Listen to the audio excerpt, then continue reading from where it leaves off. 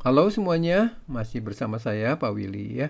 Hari ini kita akan membahas secara lengkap, rinci, detail dan jelas mengenai hukum induksi Faraday fisika kelas 12 dalam bentuk 5 soal dan pembahasan yang akan dibahas secara mudah dan lengkap. Materi ini termasuk dalam induksi elektromagnet yang terdiri dari beberapa video. Oleh sebab itu silakan subscribe dulu ya di channel ini untuk mendapatkan materinya secara lengkap. Baik, mari kita mulai. 5 soal hukum induksi Faraday. Soal yang nomor pertama, sebuah kumparan memiliki 1000 lilitan mengalami perubahan fluks magnetik dari 3 kali 10 pangkat minus 5 Weber menjadi 5 kali 10 pangkat minus 5 Weber dalam selang waktu 100 milisecond. Tentukan gaya gerak listrik induksi yang timbul pada kumparan ini ya. Baik, mari kita gambarkan dulu dan saya ilustrasikan sebagai berikut. Jadi ini ada kumparan ya yang terdiri dari 1000 lilitan. Kemudian dia mengalami perubahan fluks magnetik. Ya mungkin fluks magnetiknya dihasilkan dari magnet batang. Misalkan sini ada magnet batang. Pertama posisinya di sini ya, dia cukup jauh ya, dan ketika magnet batang ini digerakkan ya dengan kecepatan v, maka flux magnet yang menembus pada penampang kumparan ini akan mengalami perubahan tentu saja ya. Jadi dia karena didekatkan maka flux yang menembusnya akan bertambah ya. Ini seperti ini ilustrasinya. Nah, bagaimana GGL induksi yang timbul di kumparan tersebut? Menghitungnya kita gunakan hukum induksi Faraday ya. Jadi E induksi ya sebagai berikut, minus N kali delta flux bagi delta T. Jadi N di sini adalah jumlah lilitannya. Delta flux adalah perubahan flux ya. Perubahan itu flux akhir dikurangi flux awal. Jadi dari sini kalau kita substitusikan angka-angkanya minus 1000 ya, kemudian delta flux itu adalah flux akhir ini 5 kali 10 pangkat minus 5 Weber dikurangi ya dengan 3 kali 10 pangkat minus 5 Weber. Dan ini terjadinya dalam waktu 100 milisecond. Saya jadikan second. Jadi 0,1 ya. Nah, kita hitung dalam bentuk bilangan pangkat mungkin lebih enak ya. Jadi ini 1000 minus 10 pangkat 3. Ini dikurangi bisa langsung karena 10 pangkat min 5 nya sudah sama. Jadi tinggal 2 kali 10 pangkat min 5. Kemudian ini saya jadikan bentuk pangkat 10 pangkat minus 1. Dari sini terlihat bahwa GGL induksinya adalah 2. Angkanya dikali dengan 10 pangkat min 1 ya, atau minus 0,2 volt. Soal nomor 2. Flux magnetik yang menembus suatu cincin dinyatakan oleh P sama dengan 6T pangkat 3 minus 18T kuadrat Tesla kali meter persegi. Hambatan ring 3 ohm. Arus maksimum dalam interval T sama dengan 0 second sampai T sama dengan 10 second adalah ini optionnya ya. Nah, untuk itu saya gambarkan kembali untuk memberikan ilustrasi agar bisa dimengerti dengan baik ya. Jadi seperti berikut. Saya gambarkan misalkan ada sebuah ring. Kemudian di sini ditembus secara tegak lurus mungkin ya oleh flux magnet dengan fungsi 6T pangkat 3 minus 18T kuadrat. Jadi artinya flux yang menembus ini berubah-ubah ya, karena nilai P-nya bergantung pada waktu. Nah, maka tentu saja karena cincin ini mengalami perubahan flux dari waktu ke waktu, tentu saja akan ada GGL induksi yang ditimbulkan di kawat ini. Nah, misalkan kawat ini secara keseluruhan mempunyai hambatan sebesar 3 ohm, maka akan ada arus yang mengalir di ring ini. Pertanyaannya adalah arus maksimum dalam selang interval 0 sampai 10 detik. Mari kita gunakan tuliskan dulu konsep dari GGL induksinya terlebih dahulu ya. Jadi hukum induksi Faraday mengatakan bahwa GGL induksi ya sama dengan minus N d flux dt ya. Jadi ini adalah turunan dari flux magnet. Oke, mari kita substitusikan. Jadi N-nya saya anggap 1 ini cincin ya. atau ring ini, dikali dengan DDT dari ini ya, flux ini. 6T pangkat 3 minus 18T kuadrat yang tidak lain adalah turunan ya. Jadi kalau gitu saya turunkan 6T pangkat 3 itu adalah turunannya 18T kuadrat, kemudian dikali min 1 di sini. Begitu juga dengan minus 18T kuadrat, kalau kita turunkan jadi minus 36T. Kemudian kali dengan min 1 jadi 36T. Jadi ini adalah GGL induksi sebagai fungsi dari waktu. Karena yang ditanya arus, saya langsung saja cari dari hukum Kirchhoff ya, atau hukum Ohm. I sama dengan GGL dibagi R ya. Jadi GGL-nya ini adalah dari sini. Jadi saya substitusikan dengan dibagi dengan 3 dari hambatannya ini ya. Dan saya dapatkan ternyata fungsi arusnya adalah minus 6T kuadrat plus 12T. Jadi ini adalah fungsi. Kebetulan ini fungsi kuadrat. Yang ditanya adalah nilai maksimumnya. Ini sebenarnya bisa digunakan nilai maksimum fungsi kuadrat ya. Tapi untuk kali ini saya akan gunakan teori yang lebih umum, yaitu ketika kita mau mencari nilai maksimum atau minimum suatu fungsi, ingat kita gunakan prinsip turunannya sama dengan 0 ya. Jadi ini kita turunkan fungsinya terhadap waktu disama dengan 0, maka kita akan mendapatkan T, dan kalau kita substitusikan T-nya ke fungsinya kembali, maka kita akan mendapatkan nilai maksimum atau minimum. Di sini sebenarnya ketika fungsi kuadratnya minus, berarti nilai ekstrim yang didapatkan adalah nilai maksimum. Ya, mari kita turunkan ya. Jadi turunan dari minus 6T kuadrat plus 12T sama dengan 0. Minus 6T kuadrat kalau kita turunkan jadi min 12T, dan 12T kalau kita turunkan jadi 12, ini sama dengan 0. Kalau kita selesaikan, didapatlah T-nya sama dengan 1 detik. Jadi ini adalah saat dimana nilai arus bernilai maksimum ya. Jadi ini ada dalam interval 0 sampai 10 juga ya. Oke, mari kita hitung berapa besar arus induksinya. Kita tuliskan sekali lagi fungsi arusnya. Kemudian kita substitusikan T sama dengan 1 detik ke T ini ya. Jadi minus 6 kali 1 kuadrat tambah 12 kali 1. Ini minus 6, ini 12. Maka kita mendapatkan nilai akhirnya yang merupakan arus induksi yang maksimum bernilai 6 ampere. Ya, jadi optionnya adalah D. Soal nomor 3. Sebuah kawat tertutup berbentuk persegi dengan luas 0,02 meter persegi diletakkan pada bidang datar. Medan magnet seragam diberikan pada bidang tersebut dengan arah menembus ke dalam bidang gambar secara tegak lurus, menjauhi pembaca. Medan magnet tersebut diturunkan dengan laju tetap 2 kali 10 pangkat minus 4 Tesla per second. Jika hambatan kawat 0,1 ohm, maka besar dan arah arus induksi yang timbul adalah, ini pilihannya. Baik, saya akan coba gambarkan agar bisa lebih mudah dimengerti untuk kasus ini ya. Jadi di sini ada sebuah kawat berbentuk persegi dengan luas 0,02 ya. Kemudian karena kawat ini punya panjang, maka dia punya hambatan. Nah, hambatan totalnya sepanjang ini anggaplah 0,1 ohm ya dari sini. Kemudian di sini bekerja medan magnet yang arahnya tegak lurus. Ini ditandai dengan cross ya. Tegak lurus menjauhi pengamat atau menjauhi kita ya sebagai pengamatnya. Maka diberi simbol cross. Nah, di sini kita melihat bahwa A-nya itu adalah 0,02 ya. Kemudian ini 2 kali 10 minus 4 Tesla per second adalah nilai dari dB/dt-nya, yaitu 2 kali 10 minus 4 ya. B-nya kan Tesla, T-nya second. Jadi ini adalah nilai dB/dt. Nah, bagaimana cara menghitung arusnya? Ya, tentu saja kita mulai lihat bahwa ketika dia mengalami penurunan ya, berarti flux magnet yang menembus ke dalam bidang gambar itu berkurang ya.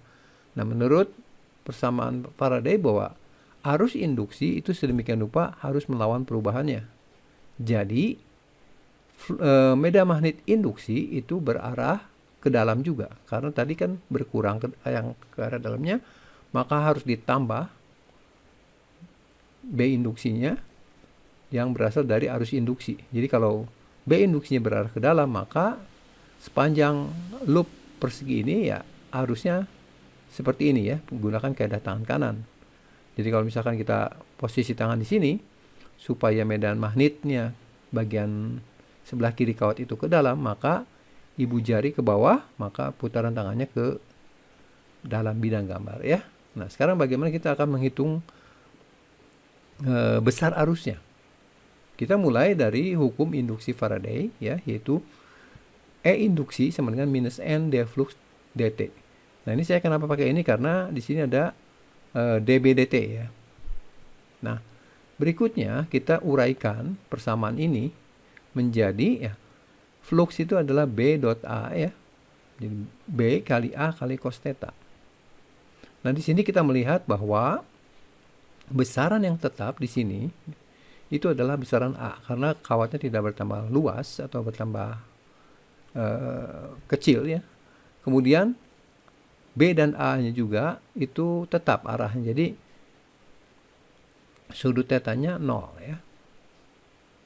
Jadi kalau gitu kita bisa keluarkan dari kurung ya. Jadi bentuk lebih sederhana seperti ini. Jadi minus N, A-nya kita keluarkan, cos theta juga kita keluarkan. Jadi yang di dalam kurung nanti jadi tinggal dB dt aja. Baik, mari kita substitusikan nilainya. N-nya ini 1 ya, karena cuma terdiri 1 lilitan. Kemudian luasnya 2 kali 10⁻². Cos theta-nya kita isi, theta-nya 0, jadi cos theta-nya cos 0 1 ya. Nah, kemudian dikali dB dt. Nah, dB dt itu ini sudah ada nilainya, itu 2 kali 10⁻⁴. Jadi saya substitusikan di sini. Dan kalau kita hitung, maka kita dapatkan GGL induksinya adalah ini 2 kali 2, 4 ya. Kemudian pangkatnya 10⁻²2 dikali 10⁻⁴. Jadi 10⁻⁶, satuannya volt ya.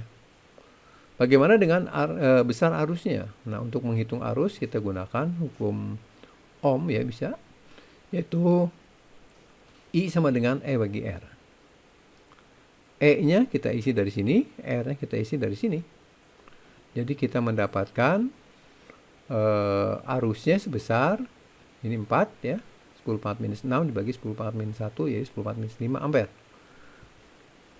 Jadi arusnya sebesar 4 kali 10⁻⁵ ampere dengan arahnya searah jarum jam pada loop persegi ini. Kita masuki soal keempat. Kawat peki yang panjangnya 50 cm digerakkan dengan kecepatan 2 meter per second ke kanan dalam medan magnet 0,2 Tesla ke dalam bidang gambar ya, atau menjauhi pengamat. Jika hambatan total kawat 5 ohm,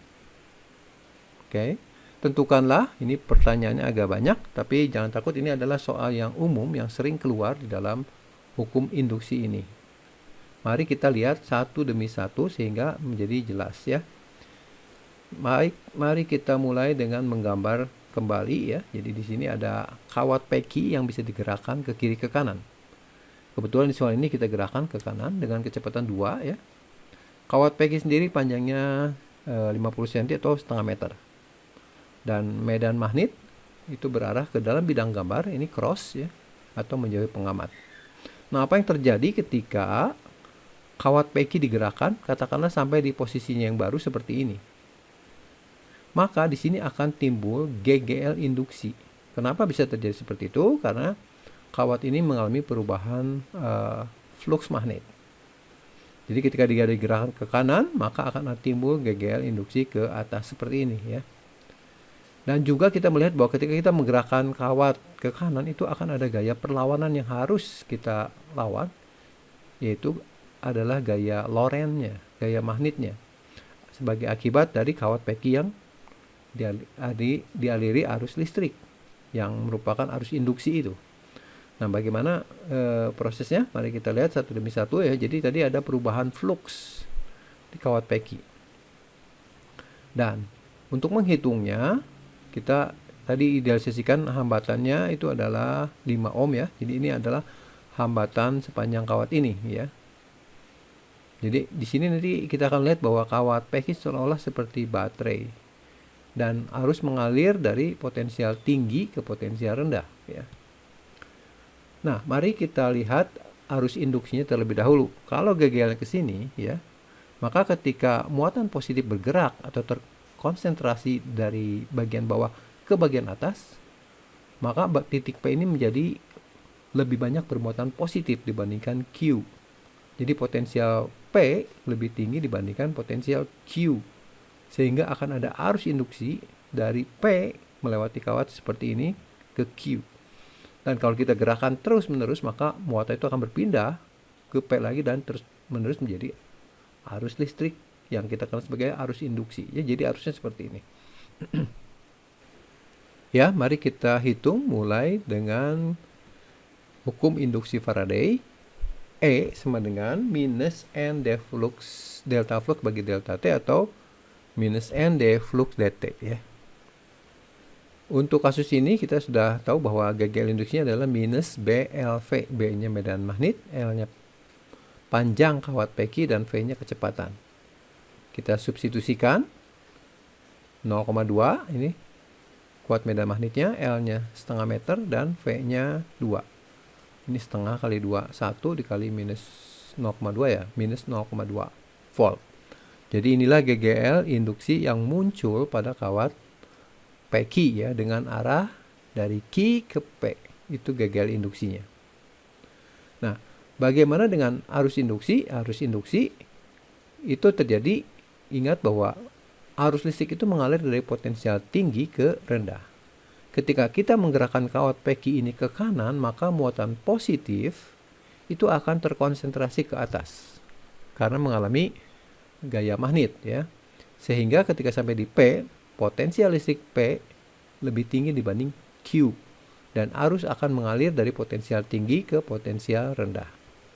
Nah, jadi arus induksinya tinggal kita dapatkan dari hukum Kirchhoff ya. Untuk rangkaian sederhana, GGL dibagi dengan R tambah R. Nah, R di sini adalah hambatan sepanjang jalur ini, dan R kecil ini sebenarnya hambatan dalam dari peki.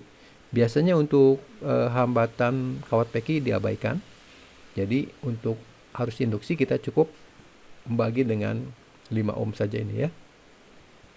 0,2 bagi 5, 0,04 ampere dengan arah seperti ini. Kemudian potensial listrik yang lebih tinggi pada kawat peki ya. Jadi kalau kita lihat, potensial listrik yang lebih tinggi adalah titik P ya, karena arus mengalir dari potensial tinggi ke rendah. Kita juga bisa melihat bagian baterainya bahwa GGL induksi berarah seperti ini. Berarti titik P itu potensial listriknya lebih tinggi dibandingkan Q. Nah, bagaimana dengan gaya Lorentz, gaya magnet pada kawat peki ya? Karena kawat peki itu mengalir arus listrik ya, maka dan berada dalam medan magnet akan ada gaya magnet, yaitu F Lorentz sama dengan IL cross B atau ILB kali sin theta, atau mungkin lebih umum ditulis F sama dengan BIL karena sudut tetanya adalah 90 derajat sehingga tinggal BIL saja ya. Jadi kalau kita substitusikan gaya magnetnya, B-nya 0,2, I-nya 0,04 dari sini, dan L-nya setengah meter ya. Ini setengah dari 0,04, 0,02, 0,02 dikali 0,2 ya 4 kali 10 minus 3 Newton. Ini berarah ke kiri ya, seperti ini. Jadi ketika kita gerakan ke kanan, maka gaya perlawanan, gaya Lorentz ke kiri.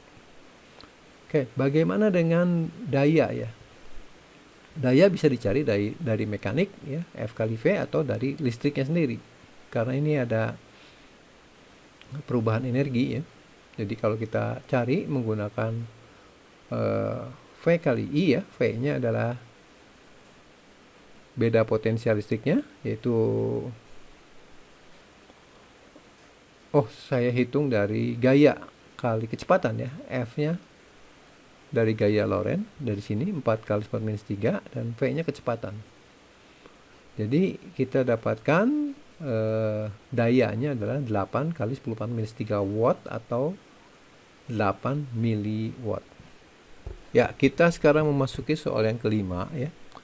Sebuah batang logam yang panjangnya 1,5 meter berputar pada salah satu ujungnya dalam medan magnet B sama dengan 0,32 Gauss yang arahnya masuk bidang. Jadi ini cross, itu berarti masuk, besarnya 0,32 Gauss. Ini belum SI ya.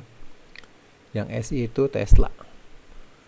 Jika frekuensi putar batang 20 Hz, jadi ini diputar dengan frekuensi 20 Hz, tentukan gaya gerak listrik induksi antara ujung-ujung batang, dalam hal ini OP ya, batang OP. Nah, mari kita mulai dengan menggambar ulang ya, supaya lebih jelas. Jadi di sini ada batang panjangnya L diputar dengan sumbu putarnya O ya. Ini dipilih berlawanan jarum jam. Nah, apa yang terjadi ketika dia diputar ya, berarti posisi posisi titik P berubah-ubah, nanti seperempat periode mungkin sampai sini. Kemudian berikutnya setengah putaran, berikutnya 3/4 putaran, dan akhirnya 1 putaran penuh ya. Nah, untuk itu saya ambil 1/4 putaran ya. Jadi seperti gambar seperti ini. Ini posisi awalnya di sini berputar berlawanan jarum jam sampai P di sini. Nah, di sini kita melihat bahwa ketika dia bergerak batang ini dari sini ke sini, dia akan mengalami penambahan flux cross arahnya ya. Nah, berarti kalau gitu medan magnet induksi harus berusaha mengembalikan ke jumlah flux yang semula. Jadi artinya B induksi di sini itu harus berarah keluar, bidang gambar itu dot. Ini adalah B induksi. Nah, B induksi ini ditimbulkan dari arus induksi dari kawat Peki. Jadi kalau misalkan kita lihat di posisi sini, medan magnet induksinya harus keluar bidang gambar, maka kita gunakan keadaan tangan kanan, maka ibu jari mengarah ke sini seharusnya, supaya medan magnet induksinya keluar bidang gambar ya, menuju pengamat. Jadi inilah arus induksi atau gagal induksi seperti ini. Dengan kata lain bahwa nanti titik O itu akan memiliki potensi yang lebih tinggi dibandingkan dengan titik P ya. Karena konsentrasi muatan positif itu akan terdorong ke sini, ke sumbu putar. Nah, untuk menyelesaikannya kita lihat dulu delta flux. Nah, ini bisa dipilih 1/4 lingkaran setengah atau 1 lingkaran penuh. Untuk itu saya pilih 1 lingkaran penuh saja ya, biar lebih mudah nanti perhitungan waktunya. Jadi delta flux, perubahan flux ketika kawat ini berputar 1 putaran penuh, jadi B-nya dikali dengan luasnya adalah luas lingkaran ya. Luas lingkaran itu pi r kuadrat, di sini R-nya sama dengan L, jadi nanti A-nya pi kali L kuadrat. Nah, data-data yang lain kita tuliskan sebagai berikut. Jadi di sini ada B-nya, ada delta T juga. Nah, delta T-nya itu sama dengan periode, karena saya ambil 1 putaran penuh, yaitu 2pi dibagi omega, menghubungkan dengan variabel ini ya. Nah, jadi B-nya tadi kita tuliskan di sini 0,32 Gauss. Nah, ini harus kita nyatakan dalam Tesla. 1 Gauss itu 10 pangkat min 4 ya. Jadi kalau 0,32 berarti 3,2 kali 10 pangkat minus 5 Tesla. Kemudian panjang kawat OP-nya 1,5 meter ya. Nah, bagaimana dengan omeganya? Karena kita harus hitung omega juga. Omega itu sama dengan 2πf ya. 2pi kali F-nya 20 Hz, sehingga kita dapatkan omeganya 40 pi radian per second.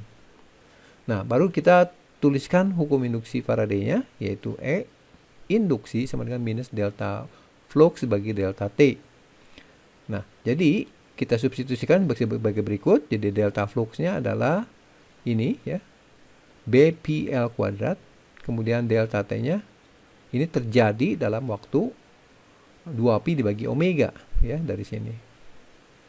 Jadi kalau kita sederhanakan, maka gagal induksi untuk kawat yang diputar melingkar dengan kecepatan sudut omega adalah min setengah B omega L kuadrat. Kita substitusikan angka-angkanya. B-nya ini 3,2 kali 10⁻⁵ Tesla, kemudian omeganya 40 pi, dan panjangnya 1,5 dikuadratkan, jangan lupa dibagi 2 ya. Maka kita dapatkan nilai gegel induksinya sebesar minus 4,5 kali 10⁻³ atau minus 4,5 milivolt. Ini adalah bagian akhir dari hukum induksi Faraday fisika kelas 12 dalam bentuk 5 soal dan pembahasan yang dibahas secara mudah dan lengkap. Saya sertakan soal bagi teman-teman untuk latihan. Silahkan kerjakan sendiri ya, dan saya yakin pasti kamu bisa. Bagi teman-teman yang memerlukan 5 soal dalam video ini, kemudian juga jawaban dari soal latihan ini, dan juga rangkuman materi dari hukum induksi Faraday fisika kelas 12, dalam bentuk 5 soal dan pembahasan secara mudah dan lengkap, saya sertakan semuanya ada di link bagian di deskripsi. Oh ya, silakan nyalakan lonceng notifikasinya ya bagi teman-teman yang ingin mendapatkan video soal dan pembahasan selanjutnya, khususnya fisika di channel ini. Tapi subscribe dulu dong, supaya dapat informasi berikutnya. Oke, terus semangat belajar, sukses studinya, dan terima kasih.